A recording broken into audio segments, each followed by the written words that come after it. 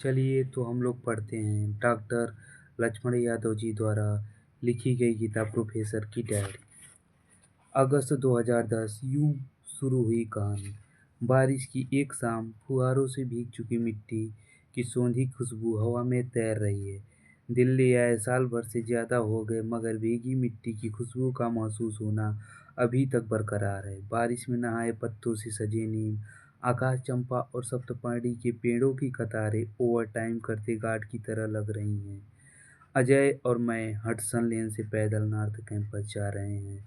रघुदा से मिलने मेरे कई दोस्तों ने मशविरा दिया कि पीएचडी के साथ साथ एडहॉक के लिए भी कोशिश शुरू कर देनी चाहिए। एडहॉक, मैंने यह लफ्ज़ इसी मौसम में एक ख़ास किस्म की गंभीरता से महसूस किया।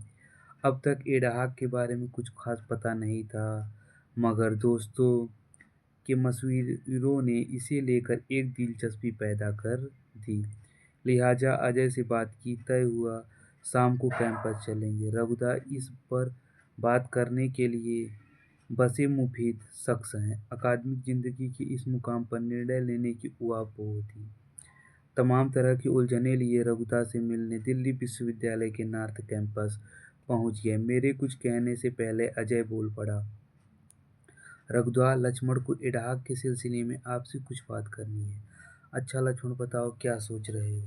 दरअसल कल झलकारी बाई कॉलेज में एडहॉक का इंटरव्यू देने गया था। बोर्ड ने 2 मिनट में 2 अजीब से सवाल करके कहा कि अभी बच्चे हो, जाओ और पढ़ाई करो। अब इसे लेकर गंभीरता से सोच रहा हूँ, मगर इसके बारे में कुछ खास पता नहीं है, तो आपसे बात करने आ गए। यह एडहॉक का पूरा मामला क्या है? दरअसल मैं असहज था। कल तक मैं एक विद्यार्थी और आज शिक्षक बनना चाहता था। यह ख्याल रोमांच से भर रहा था। अपने कई उम्दा शिक्षकों व शानदार प्रोफेसरों को करीब से देखते हुए मन की किसी कोने में पढ़ाने की एक हसरत शुरू से थी, मगर कैसे किताबों, विचारों और दुनिया भर के सिद्धांतों की उलझी गलियों से तो मैं वाकिफ था, मगर शिक्षक बनने के नए रास्ते मेरे लिए एकदम अनजान थे।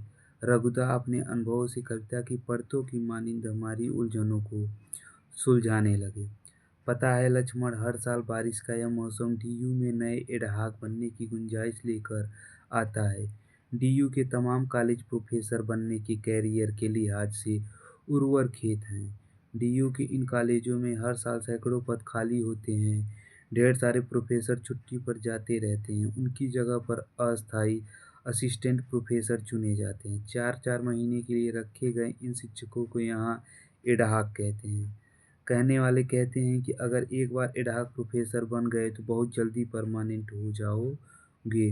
अगर तुम भी चाहते हो तो ट्राई कर लो। हालांकि याद रखना, यह ऐसा समंदर है जिसके किनारे सबको नहीं मिला करते। रघुदा के साथ हम ऐसे तमाम सत्संग करते आए हैं। वह किसी भी मसले को समग्रता में देखते हैं। बाबा ही नूर हैं उनमें। सत्य का ऐसा संग जो असल में आउट ऑफ सिलेबस होकर भी असल सिलेबस हुआ करता है। आज जब रघुदा ने एडहॉक होने को इश्क से जोड़ा तो मैं उसकी गहराई में उतरता चला गया। मुझे नहीं पता कि अजय ने कौन सी बात पकड़ी, मुझे तो इश्क वाली बात छू गई। लगा कि इश्क जैसा अलहदा और खूबसूरत एहसास ही तो है एडहॉक होना। भले मुश्किल है तो क्या, हम जैसों के लिए इश्क भी अब आसान हुआ। अकादमिक दुनिया को समझने की यह मेरी पहली अनौपचारिक क्लास थी, जो नॉर्थ कैंपस की सेंट्रल लाइब्रेरी के लॉन से शुरू होकर चाय की टपरी तक जाकर स्थगित होने वाली थी। अकादमिक दुनिया की ऐसे सत्संग वाली कक्षाएं पूरी ही कहाँ होती हैं। फिलहाल बाबा आज अपने पूरे रौं में हैं। उनका अनुभव सहज प्रवाह में बहा जा रहा है। Spontaneous overflow of powerful experience. वह वह विलियम वर्ड्सवर्थ की रोमांटिक कविताओं को खोलने की मानिंद कहते जा रहे हैं। प्रोफेसरशिप के लिहाज से डीयू सबसे बड़ा खेत है। जब खेत है तो कोई एक इसका जमींदार, कोई साहूकार, कोई किसान, कोई बंधुआ मजदूर होगा ही। सिलेबस इसका खाद बीज है।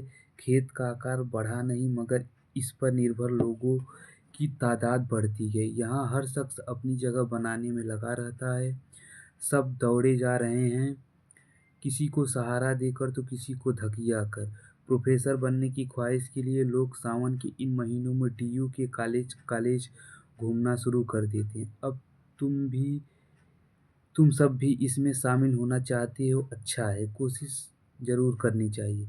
रघुदा यानी रघुवर प्रसाद यूपी के गाजीपुर से हैं। हिंदी की अकादमिक दुनिया के एक चर्चित नाम है रघुदा। जेएनयू के दिनों से ही जाने कितने लोगों ने सिनॉप्सिस से लेकर पीएचडी लिखने के लिए उनकी संगत की होगी। अपने विषय पर गहरी पकड़ करने वाले रघुदा की अकादमिक दुनिया में वह पकड़ ढीली थी जो उन्हें प्रोफेसर की एक पक्की नौकरी दिला देती। रघुदा नायाब शख्स हैं। इलाहाबाद विश्वविद्यालय से बीए, बीएचयू से एमए और जेएनयू से पीएचडी की। जेएनयू में शोध पूरा करने के बाद कैंपस तो छूटा मगर मोह न छूटा, तो मुनीरका में रहने लगे। बीच बीच में डीयू के किसी कॉलेज में एडहॉक या गेस्ट के रूप में पढ़ाने को मिल जाया करता। कुछ दिन बाद इधर नॉर्थ कैंपस के पास संत नगर बुराड़ी में ही अस्थायी तौर पर रहने लगे। असल में उनके एक रिश्तेदार यहीं रहकर सिलाई का काम करते हैं। उनके साथ रहकर रघुदा भी कभी कभी कपड़ों की सिलाई तुरपाई कर देते, किसी मजबूरी में नहीं, शौकिया। उन्हें सुई धागे से बड़ी मोहब्बत है। अक्सर वे कहा करती हैं, दुनिया चिथड़ा होती जा रही है, तुरपाई करके ही हम इसे बचा सकते हैं। अकादमिक दुनिया उधड़ते जा रहे हैं, हमारे ख्वाबों को दर्जी की मानिंद तुरपाई करना सिखाती है। कलम सभ्यता के सृजन की सुई है। एक दफ़ा रघुदा ने जिक्र किया कि उन्हें सुदेश महतो की बहुत याद आती है। सुदेश उनके बैच का टॉपर था। उसकी 2 किताबें और कई लेख प्रकाशित थे। हम एक साथ दिल्ली आए तो झारखंड के बिना सड़क वाले इलाके से दिल्ली की चमचमाती सड़कों का आना बड़ी बात थी। बीएचयू में दोस्ती हुई। जेएनयू आने का मौका मिला तो सपनों की ट्रेन पर बैठकर उम्मीदों के शहर दिल्ली आ गए। प्रोफेसर का मतलब हमारे लिए समाज की वह रीढ़ था जो रीढ़ वालों को पैदा करता है, मगर यहाँ हमने लोगों को रेंगते देखा। सुदेश खरा शख्स था, उसे यह सब रास नहीं आया, जाने कहाँ गायब हो गया। कामयाब लोगों को कई किस्म के जलसों में बुलाकर जश्न तो होते हैं, मगर ये कैंपस उन्हें भी याद नहीं करती जो लौट गए या गायब हो गए। डीयू कैंपस में बैठकर अकादमिक दुनिया के अंदर खाने की सच्चाइयों से रूबरू होने का यह पहला पाठ था। ख्वाबों के जिस आशियाने में अपना एक कोना सजाने की ख्वाहिश लेकर आए थे, उसके अनसुने अफसाने सुन रहे थे। रघुदा खुद भी कई कॉलेजों में एडहॉक पर पढ़ा चुके हैं। फिलहाल बेरोजगार हैं। वैसे कहाँ का इंटरव्यू है? रघुदा के पूछने पर मैंने कहा, मौलाना आज़ाद दिल्ली कॉलेज। सुनते ही रघुदा बोल पड़े, अरे वाह, कॉलेज नहीं कॉलेज है वह।